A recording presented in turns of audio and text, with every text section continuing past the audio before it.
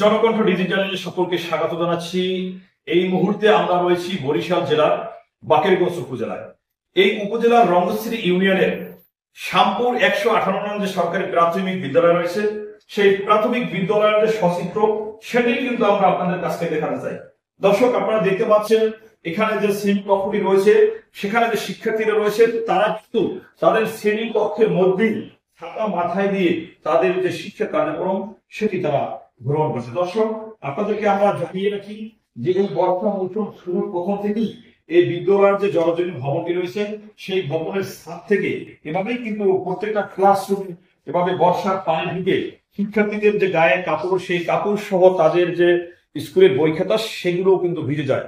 এবং এই কারণেই কিন্তু এই বিদ্যালয়ের প্রায় 30 শতাধিক শিক্ষার্থী রয়েছে যাদের শিক্ষা কার্যক্রম বর্তমানে ব্যাহত হচ্ছে।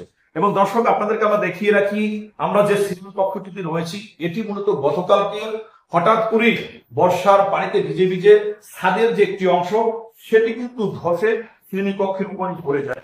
এরপর থেকে কিন্তু এই শ্রেণী কক্ষটাতে বৃষ্টির পানি আগের চেয়েও তুলনামূলকভাবে বেশি প্রবেশ করে, যে কারণে এখানে যে শিক্ষার্থীরা রয়েছে আপনারা দেখতে পাচ্ছেন সেই শিক্ষার্থীরা কিন্তু তাদের যে শিক্ষা কার্যক্রম সেটি মাথায় দিয়ে পরিচালনা করে। ওয়ালটন এখন দেশের সীমানা পেরিয়ে পৌঁছে গিয়েছে 50টিরও বেশি দেশে।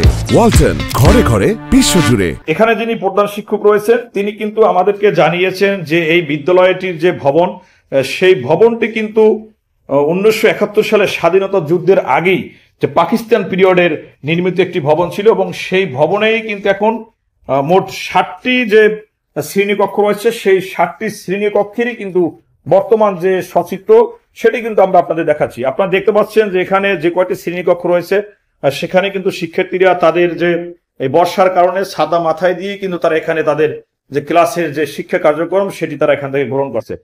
আমাদের ছাদ ভেঙে কালকে পানি পড়তেছে দেখে আমরা লেতে পাশে আমরা ছাতা খুলে পড়াশোনা করতেছি।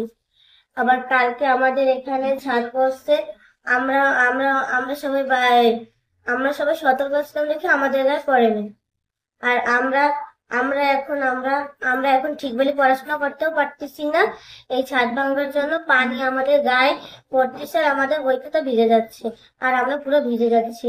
আমাদের ছাদটা ভেঙে পড়ছে, আমাদের পড়ালেখা করতে অসুবিধা হয়, পরে উপর থেকে পানি পড়ে, পরে আমরা সরকারের থেকে দাবি করি মানে আমাদের একটা নতুন ভবন তুলে দেয়।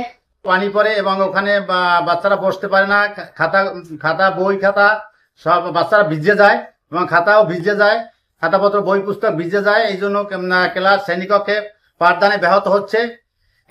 এবং এই মাঝের ভবনটা হচ্ছে 4টা রুম, 4টি রুমের একটা হলো স্টোর রুম আর একটা লাইব্রেরি রুম আর 2টা ক্লাস শ্রেণীকক্ষ দিয়ে পানি পড়তেছে, 2টা শ্রেণীকক্ষ দিয়ে পানি পড়তেছে। এবং এই গতকালকে 3য় শ্রেণীর শ্রেণীকক্ষ থেকে কক্ষের ছাদ ধসে পড়ে বৃষ্টির পানি চুয়াইতে ছাদ ধসে পড়েছে। এরপর পাশেই একটা অন্য একটি ভবন, সেখানে 2টি কক্ষ, সেই কক্ষে একটি হলো প্রথম শ্রেণী, একটি দ্বিতীয় শ্রেণী, সেখানেও ছাদ দিয়ে পানি চুয়াই পানি পড়তেছে এবং শ্রেণী কার্যক্রম ব্যাহত হচ্ছে। দর্শক, আমরা যে কক্ষটিতে রয়েছি এটি মূলত চতুর্থ শ্রেণীর যে শ্রেণীকক্ষ পাঠদান, সেই কক্ষে এখান থেকেও কিন্তু আমরা সরাসরি আপনাদের দেখাচ্ছি যে প্রত্যেকটা পাঠদান কক্ষেরই কিছু না কিছু স্থান থেকে বর্ষার যে পানি সেটি কিন্তু শিক্ষার্থীদের শ্রেণীকক্ষে প্রবেশ করে। এই কারণেই কিন্তু আপনারা দেখতে পাচ্ছেন যে আমার পাশেই এখানে যে শিক্ষার্থীরা রয়েছে তারা কিন্তু তাদের শিক্ষা কার্যক্রম এভাবেই ছাতা মাথায় দিয়ে প্রতিদিন গ্রহণ করে। এবং বিশেষ করে এখানে যে প্রধান শিক্ষক তিনি কিন্তু আমাদেরকে জানিয়েছেন যে এই ভবনটি পাকিস্তান পিরিয়ডের ভবন হওয়ায় বর্তমানে এই ভবনটির যে পলেস্তারা বা ছাদের পলেস্তারা সেটি কিন্তু বিভিন্ন সময় খসে পড়ছে। এই কারণেই কিন্তু তারা আমাদেরকে জানিয়েছেন যে কোনো সময় এই ভবন বা এই ছাদ ধসে পড়ে বড় ধরনের দুর্ঘটনার আশঙ্কা রয়েছে। এজন্য তারা ঊর্ধ্বতন কর্তৃপক্ষ সহ উপজেলা শিক্ষা কর্মকর্তা যারা এটার সাথে সংশ্লিষ্ট তাদের কাছে তারা অনুরোধ জানিয়েছেন যে দ্রুত সময়ের মধ্যে এই বিদ্যালয়টির একটি নতুন ভবন কিংবা যে পুরাতন ভবনটি সেটি যেন সংস্কার করা হয়। আর যদি সংস্কার করা না হয় তাহলে যে কোনো সময় বড় ধরনের দুর্ঘটনা ঘটে, প্রাণহানির ঘটনা ঘটতে পারে। দর্শক, এই কিন্তু ছিল আজকের বরিশালের বাকেরগঞ্জ উপজেলার রঙ্গশ্রী ইউনিয়নের শ্যামপুর যে 118 নং সরকারি প্রাথমিক বিদ্যালয় রয়েছে সেই বিদ্যালয়টির যে বর্তমান চিত্র সেটি কিন্তু আজকের এখান থেকে সর্বশেষ জানিয়েছি। জিও ঢাকা কোন দৈনিক জনকণ্ঠ।